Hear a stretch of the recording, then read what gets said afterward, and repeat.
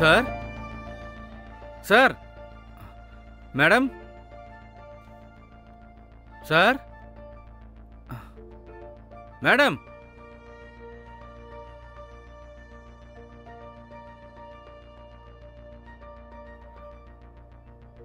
Madam ஏய் யார்ப்பா நீ?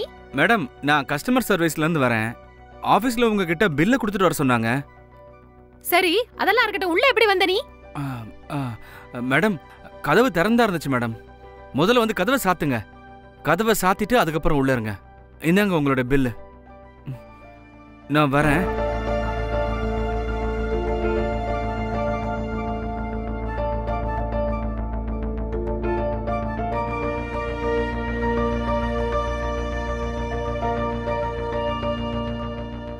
நம்ம தான் கதவை சாத்தல. அப்பாடா நல்லவனா இருந்ததுனால போச்சு.